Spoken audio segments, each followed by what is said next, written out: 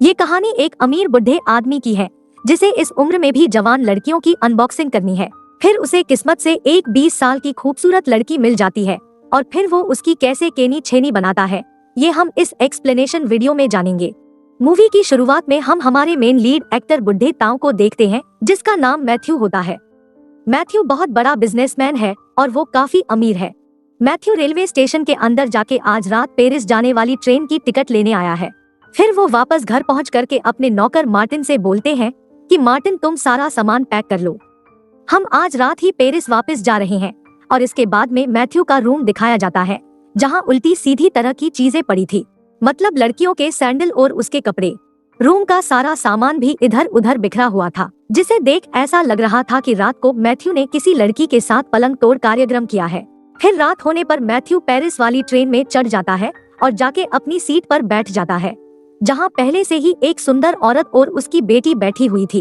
वो मैथ्यू से बातचीत करने लगती है कि तभी वह एक और आदमी आ जाता है जो मैथ्यू से बोलता है कि शायद हम दोनों एक दूसरे को जानते हैं। दरअसल मैथ्यू का भाई एडवर्ड जो एक बहुत बड़ा एडवोकेट होता है, मतलब ये दोनों लोग पहले ही एडवर्ड के चैम्बर में मिल चुके हैं। फिर थोड़ी देर बाद वहाँ एक छोटा सा आदमी आता है जो इन दोनों के बीच बैठ जाता है, जिसके बाद हमें एक खूबसूरत लड़की को दिखाया जाता है, पर उसकी हालत अभी ऐसी है जैसे उसे किसी ने मारा हो। इस लड़की का नाम कॉन्तिता है और यह लड़की इस स्टेशन पर आकर मैथ्यू को ढूंढ रही है। फिर कॉन्तिता मैथ्यू को ढूंढ लेती है, पर मैथ्यू कॉन्तिता को ऊपर चढ़ाने की बजाय उस पर पानी की भरी हुई बाल्टी डाल देता है। लेकिन कॉन्तिता ट्रेन चलने के बाद दूसरे गेट से उसी कंपार्टमेंट में चढ़ जाती है। फिर जैसे ही मैथ्यू अपनी सीट पर वापस आता है तो वहाँ बैठे सभी लोग मैथ्यू से पूछते हैं कि तुम तो इतने एजुकेटेड और समझदार लग रहे हो, तो तुमने उस लड़की के सिर पर पानी क्यों डाला? अब मैथ्यू ने कॉन्तिता के साथ ऐसा क्यों किया, वो इसकी कहानी इन सभी लोगों को बताने लगता है।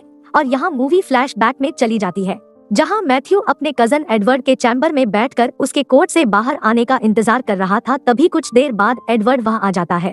फिर वो लंच करने के लिए मैथ्यू के चैम्बर में चले जाते हैं जहाँ मैथ्यू अपनी नई मैड से मिलता है और वो उसे देखते ही उसके पपीतों के ख्यालों में खो जाता है और बोलता है कि तेरी जवानी किसी का खिलौना नहीं है। फिर वो मैड अपना नाम बताती है कि मेरा नाम कॉन्तिता है। और लंच करते समय भी मैथ्यू का सारा ध्यान कॉन्तिता के सामान पर ही होता है।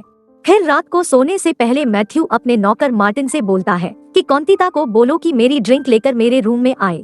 फिर थोड़ी देर बाद कॉन्तिता ड्रिंक लेके मैथ्यू के रूम में आ जाती है। फिर मैथ्यू कॉन्तिता को अपने पास आराम से बैठाता है और उससे बातचीत करते हुए पूछता है कि तुम कहाँ रहती हो, तो कॉन्तिता बताती कि मैं सिविल में रहती हूँ, लेकिन मैं कुछ दिनों के लिए अपनी मम्मी के साथ पेरिस रहने आई हूँ। लेकिन घर की बूढ़ा मैथ्यू तो कॉन्तिता से ये बातें किसी और मकसद से पूछ रहा था। फिर वो कॉन्तिता के पास आता है और उसे टच करने लगता है और उसे किस कर लेता है, लेकिन कॉन्तिता को ये बिल्कुल भी पसंद नहीं आता है और वो उठ के वहाँ से निकल जाती है।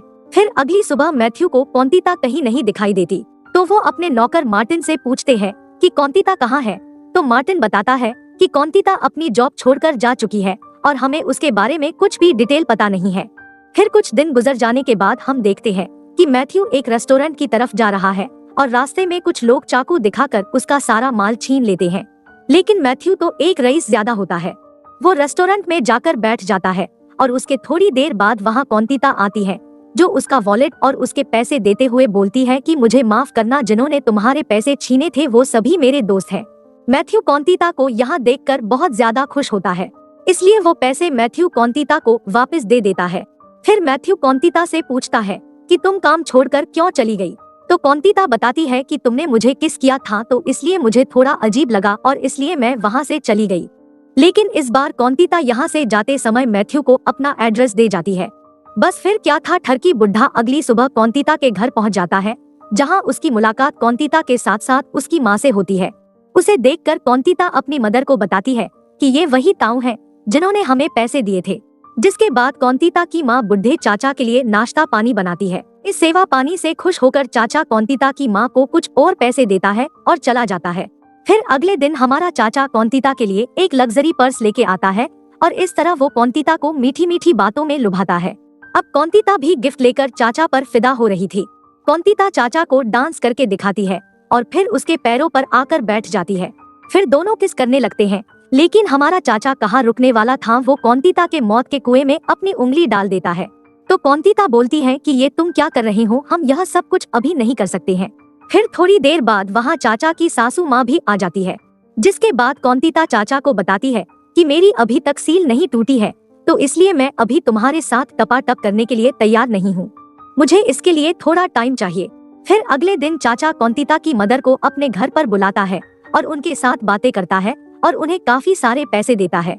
वो उनके सामने अपने दिल के अरमान रखता है और बोलता है कि मैं तुम्हारी बेटी कौंतिता से प्यार करता हूँ और मैं उससे शादी करना चाहता हूँ।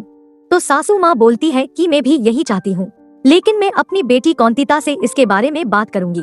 मैथ्यू सासू माँ से बोलता है कि क्या तुम कल कौंतिता को लेकर यहाँ आ सकती हो। फिर अगले दिन हमारा चाचा तैयार होकर कौंतिता का इंतजार करता रहता है, लेकिन कौंतिता और उसकी सासू माँ वहाँ नहीं आती। फिर चाचा को कौंतिता का एक लेटर मिलता है जिसमें लिखा था कि मैं तुम्हारे पास खुद ही आने वाली थी, लेकिन तुमने मेरी मॉम से मुझे खरीदने की कोशिश की है, जो मुझे बिल्कुल भी अच्छा नहीं लगा और अब मैं तुमसे कभी नहीं मिलूंगी। और ये लेटर पढ़ते ही बुड्ढे की हवा टाइट हो जाती है। फिर वो भागकर कौंतिता के घर पहुंचता है, पर वो दोनों तो यहाँ से पहले ही फरार हो चुके थे। फिर कुछ महीनों बाद चाचा दोबारा एक रेस्टोरेंट में कौंतिता से मिलता है, जहाँ चाचा कौंतिता से पूछता है कि तुम अचानक से मुझे छोड़कर कहाँ चली गई थी। तो कौंतिता बोलती है कि ये सब कुछ तुम्हारी गलती की वजह से ही हुआ था, क्योंकि तुम मुझे अपने पैसे दिखाकर खरीदना चाहते थे। पहले तो मैं तुमसे काफी नाराज थी, लेकिन तुम मेरे पीछे पीछे यहाँ तक आ गए, ये मुझे काफी अच्छा लगा। फिर रात को चाचा कौंतिता को अपने घर लेकर जाता है। यहाँ हमारा चाचा कौंतिता को किस करता है और कौंतिता भी उसे किस करने देती है। फिर चाचा का पप्पू खड़ा हो जाता है और वो कौंतिता की केनी छेनी बनाना चाहता है, लेकिन कौंतिता उसे ऐसा करने से रोक देती है। लेकिन इस बार चाचा गुस्सा हो जाता है। फिर कौंतिता उसे मनाने की कोशिश करती है और बोलती है कि कुछ टाइम और रुक जा, फिर मैं अपने आप ही तेरे लिए दरवाजा खोल दूंगी। अगले दिन चाचा अपने घर में कौंतिता को किसी और लड़के के साथ पकड़ लेता है और कौंतिता के बारे में गलत गलत सोचने लगता है। फिर मैथ्यू गुस्सा होकर उन दोनों को घर से निकाल देता है। अब 1 साल बीत जाता है, पर हमारे चाचा का प्यार कौंतिता के लिए कम नहीं होता है और वो इस बारे में अपने कजन एडवर्ड से हेल्प मांगता है। वो कौंतिता और उसकी मदर का पता लगा लेता है और उन्हें पेरिस से बाहर निकलवा देता है, जिसके कारण उन्हें दोबारा सिविल में जाकर शिफ्ट होना पड़ता है। फिर हमारा चाचा भी सिविल घूमने के लिए निकल जाता है, जहाँ पर रात को हमारा चाचा दोबारा से कौंतिता से मिलता है, जहाँ वो अपनी गलती के लिए कौंतिता को सॉरी बोलता है और उससे पूछता है कि तुम आजकल यहाँ क्या काम कर रही हो। तो कौंतिता बताती है कि मैं पास वाले क्लब में डांसिंग का काम करती हूँ। फिर अगली शाम हमारा चाचा कौंतिता का डांस देखने के लिए उस बार में जाता है। फिर थोड़ी देर बात करने के बाद कौंतिता चाचा से बोलती है कि मेरे डांस का नंबर आने वाला है, तो मैं थोड़ा रेस्ट करने के लिए ऊपर रूम में जा रही हूँ। कौंतिता के जाने के बाद एक लड़की चाचा के पास आती है और बोलती है कि तेरी महबूबा कोई आराम करने नहीं गई है, और अगर तू सच जानना चाहता है तो ऊपर जाकर कमरे में देख ले। फिर चाचा ऊपर जाता है, जहाँ कौंतिता बिना कपड़ों के काफी मर्दों के सामने डांस कर रही थी। ये देखकर चाचा को गुस्सा आ जाता है और वो दरवाजा तोड़ देता है और अंदर जाते ही सभी लोगों को बाहर भगा देता है। फिर कौंतिता को डांटने लगता है, तो कौंतिता बोलती है कि मैं और क्या करती, मेरे पास घर चलाने के लिए भी पैसे नहीं थे और इसलिए मुझे ये काम करना पड़ा। कौंतिता कहती है कि मैं भी अपना घर बनाना चाहती हूँ, बच्चे करना चाहती हूँ। फिर वो चाचा की गोद में बैठ जाती है और चाचा को किस करने लगती है। फिर अगले दिन चाचा कौंतिता को एक नया घर दिला देता है और चाचा को बोलती है कि आज रात तुम मेरे घर आना। फिर रात को चाचा तैयार होकर कौंतिता के घर जाता है। कौंतिता ने गेट बंद किया हुआ था और वो दरवाजा नहीं खोलती है। फिर कौंतिता गेट पर आती है और बोलती है कि सुन बुड्ढे, मैं तुझसे प्यार नहीं करती हूँ, और जब भी तू मुझे हाथ लगाता था तो मुझे बहुत गुस्सा आता था। अब तू यहाँ से जा सकता है।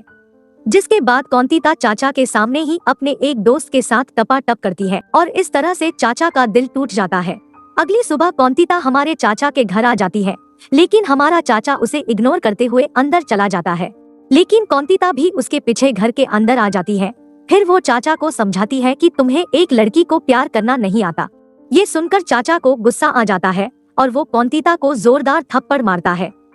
अब कौंतिता भी चाचा के गुस्से से डर गई थी, तो वो उसे बताती है कि कल रात जो कुछ भी तुमने देखा वो एक नाटक था। दरअसल मेरा दोस्त एक गे है, वो कभी भी मेरे मौत के कुएं से पानी नहीं निकाल सकता।